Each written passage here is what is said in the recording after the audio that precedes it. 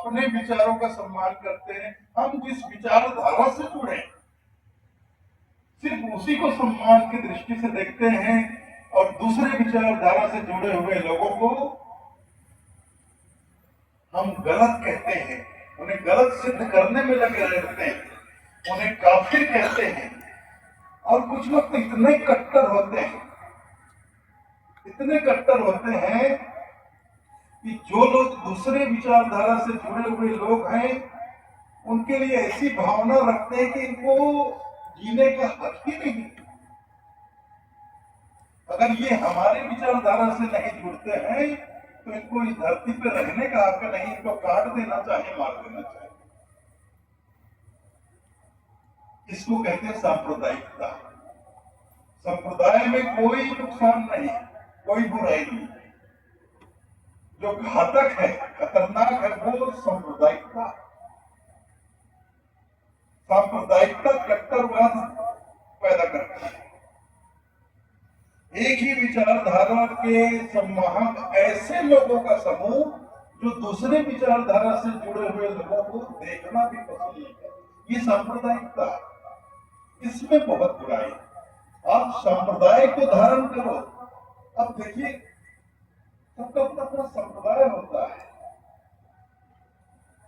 मनुष्य सामाजिक प्राणी, अकेला नहीं रह सकता, अपना समाज बनाकर रहता है।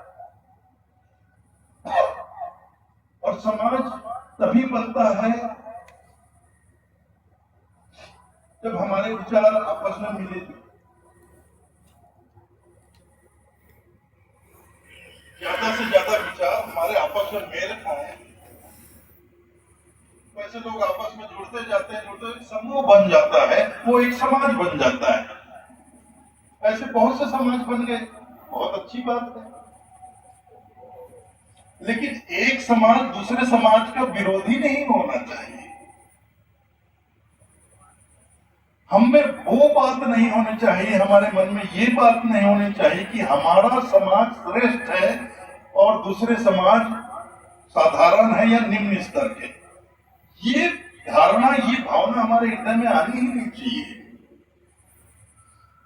अगर हम इस तरह की बात अगर मन में लाते हैं तो फिर तो दुनिया में कभी प्रेम और शांति का वातावरण बन ही नहीं सकता।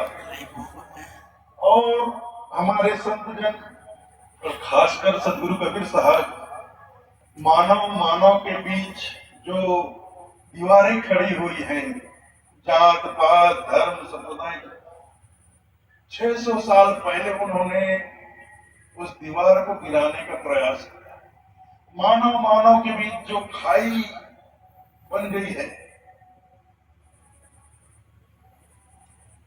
कि धर्म जाति के नाम पर लोग बढ़ गए हैं और बीच में जो दरार पड़ गई, खाई जो बन गई, इस खाई के कारण हम एक दूसरे से मिल नहीं पाते, जुड़ नहीं पाते, सिर्फ अपने दायरे में ही कैद होकर रह जाते हैं। तो 600 साल पहले हमारे सदगुरु कबीर साहब ने इस खाई को पाटने का कार्य किया, जो दीवार बीच में उस दीवार को गिराने का काम किया। और देखिए, धर्म की जड़ तो हमारे हृदय में गहराई तक नहीं गई, क्योंकि अभी तक हमने अपने धर्म को ही नहीं जाना। हम अपने संप्रदाय को ही अपना धर्म मानकर बैठे। तो वास्तव में जो हमारा धर्म है उसकी तरफ हमारा कभी ध्यान ही नहीं जाएगा। हम कबीरपंथ हमारा धर्म, हम यही मान लिए तो हम यही कहते फिरेंगे, जिंदगी भर यही सोचते रहेंगे कबीरपंथ हमारा धर्म है।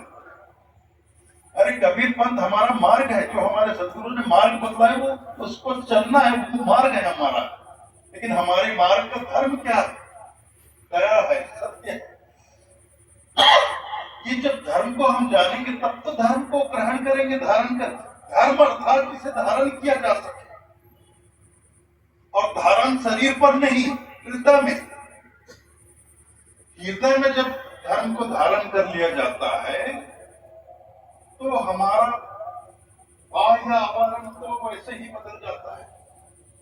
लेकिन केवल बाहर बाहर से हम धार्मिक बन जाते हैं, चोगा चंदन लगाकर, कंठी माला पहनकर, दाढ़ी जटा बढ़ाकर, या किसी भी तरह से।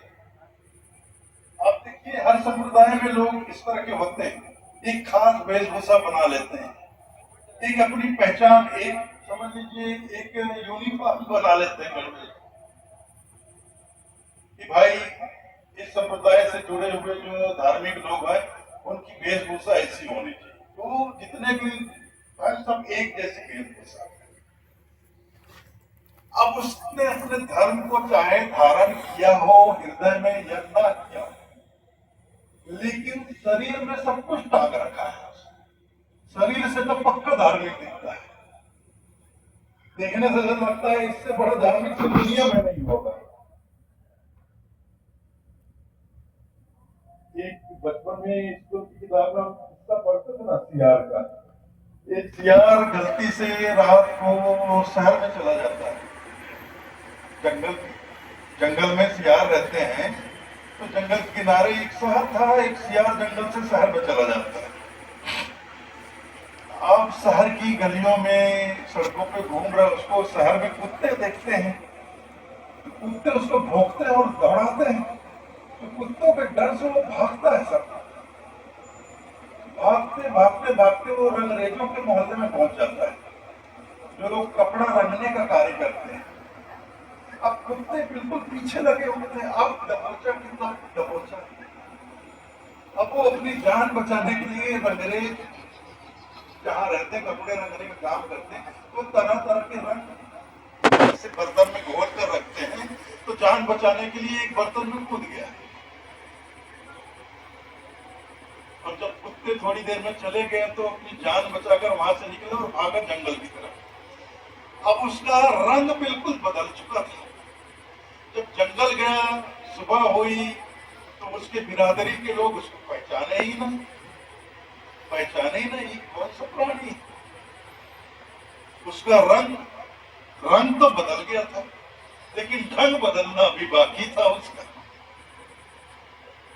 तो उसको कोई अनोखा प्राणी समझकर जंगल के जितने पशु पक्षी थे वो सब उसको आदर देने लग गए कि ऐसा पशु, ऐसा जानवर तो हमने अपने जंगल में कभी कहीं नहीं देखा।